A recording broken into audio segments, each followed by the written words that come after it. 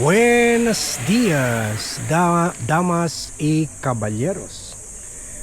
Buntik na pala sinapak nitong si Representative and former actor Richard Gomez. Itong si Batangas Congressman Leandro Leviste during sa privilege speech niya this week or last week, kung saan inakusahan niya itong controversial na kontraktor na kongresista na CWS Party List Representative Edwin Guardiola na nasangkot rin sa multi-trillion flood control scam, sa pagsabi na gumasta daw ito ng 1 billion for the campaign of Governor Dilma Santos Recto sa probinsya, at yung anak niya si Lucky Manzano at ang pangit dito sa akusasyon niya, sinabi niya lahat naman tayo o lahat naman kayo in one way or the other nanalo gamit ng vote buying. Kaya yun, as we reported earlier, na pumalag yung mga ibang kongresista, including si mamamayang liberal Congresswoman Laila De Lima. So, at nilekturan pa niya at pinagsabihan itong si Leviste.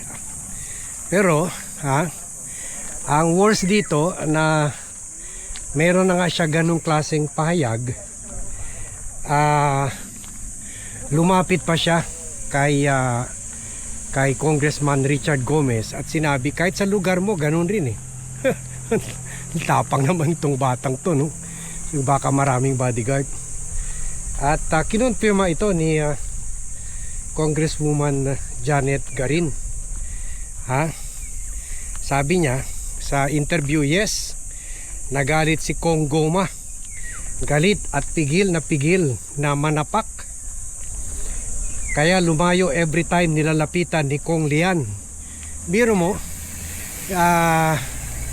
sinabihan na nga niya si Richard na talamak rin yung vote buying sa lugar nito.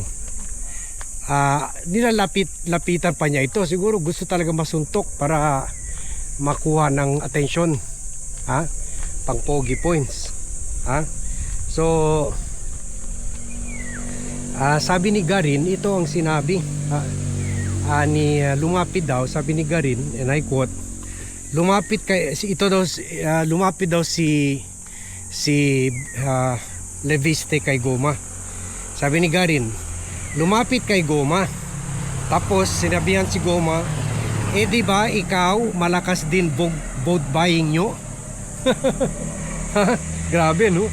Di ba ikaw malakas din ang vote buying nyo? Pumutok si Goma, susuntukin, pinigilan ng mga Kong. Sabi naman ng ibang sources ng politico.com na nag-report ng news na ito. A few minutes later, nilapitan ni Lian. Sabi, joke only, sabay tawa. Lalo nagalit si Goma, kaya pinalayo si Lian. Ang kulit ng bata. Binilikan si Goma, umaalis at dumistansya na, pero sinusundan ng bata. So gusto talaga, parang kulang talaga sa pansin.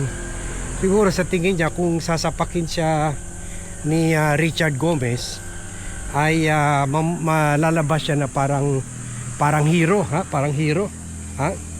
So in the end, humingi na lang sila ng tulong kay murang kuryente Party List Representative Arthur Yap para to mediate or para ipareconcile itong dalawang kongresista.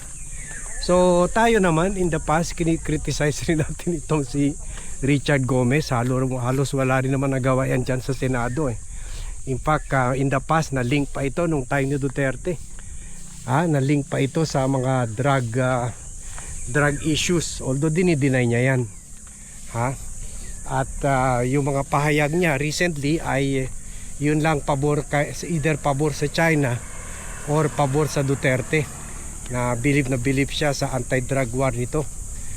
Kumbaga hindi pa niya na sense na hindi naman yan yung tunay na anti-drug campaign, kundi pagkuan lang yun, over up lang yun sa kwan nila, drug trading na ginagawa ng mga Chinese mainlander, sina Michael Yang at Sammy Uy, para sa mga Duterte. So pero believe siya doon.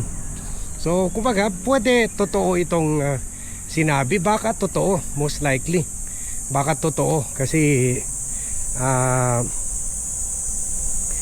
ganyan naman talaga ang eleksyon sa probinsya. Kahit sa lugar namin ganyan naman talaga everywhere. Pero for Leviste to provoke itong si Richard Gomez, alam naman natin, nakita naman natin yung sa fencing incident, yung paano muntik na niya sinuntok itong coach na kalaban niya sa fencing delegation sa ASEAN Games ata, kung saan nag-compete tayo sa fencing. So kumbaga medyo athletic rin naman itong si Richard. So kumbaga wala talagang laban dito si Leviste. Hindi naman natin nabalitaan kung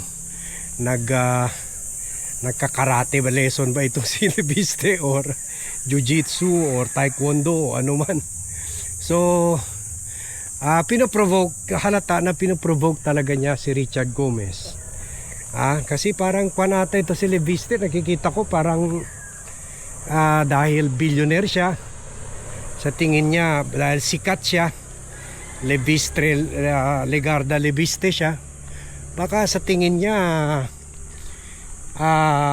kaya niya yung next step, which is to run for senator next year, o kaya in the long term, short term plan, tumakbo sa pagka-senador, and long term plan tumakbo sa pagka-presidente. Kaya parang si Miao rin ito, Barsaga, na lahat na lang ginagawa para mapansin, para mapag-usapan. So kung nasuntok siya or nanapak siya ni Richard Gomez, so and then covered yun by TV, covered yun by media, edi yun talaga. Embes ang pag-usapan ng tao yung paano siya nilekturan ni Leila de Lima sa parliamentary courtesy, ang magiging headline ay yung pagsapag sa kanya ni Richard Gomez. So siya, lalabas siya doon, hero, kasi ang headline ay yung expose niya sa vote buying, at kaya nasuntok siya ni Richard Gomez. So yun siguro ang gusto niya headline the next day.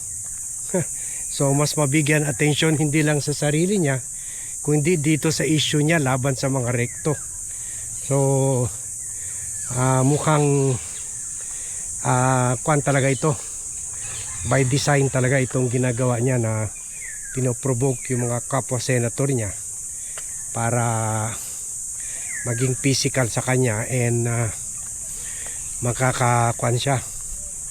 makakapogi point siya sa tao, at mapag-usapan siya na in a way na parang he is the hero versus the bad guys, versus mga corrupt. So watch out, marami pa yung mga gimmick gagawin. Let's do everything to stop him from getting elected as senator and maybe president in the future. Kasi ngayon pa lang nakikita natin na gano'n rin pala siya, Machiavellian rin Machiavellian Kumbaga, the end justifies the means. Gawin lahat. Morning, morning. Kasi kung totoo talaga yung mga food buying, sana may pera naman siya. Nag-hire siya ng mga investigator to get proof, to get resibo, to prove na meron talaga massive food buying. He will be doing as a service that way. Kaysa yung gagawa lang sana general accusation. Kung ganon, politika lang yun. Hindi talaga yung tulong sa bayan. Sana ginamit niya yung billion na net worth niya by hiring investigator. Pagkatapos i-expose niya mga 20, 30 na mga congressman, pati senator. Dapat makulong at matanggal sa pwesto mga yan. Pero hindi, grandstanding lang talaga. Grandstanding lang. So he is no different from the rest. Pare-pareho lang sila. Hindi naman siguro siya nagnakaw, pero grabe, ganun rin ang style niya sa pag-manipulate sa sentiments ng tao. Kuwan lang siya. In the end, imbes reformist, another regular na manloloko na politiko lang siya. So watch out for this boy. So young and so Machiavellian. So thank you very much everyone for watching. Thank you very much for joining me in this vlog. Good morning to all and see you in my next vlog.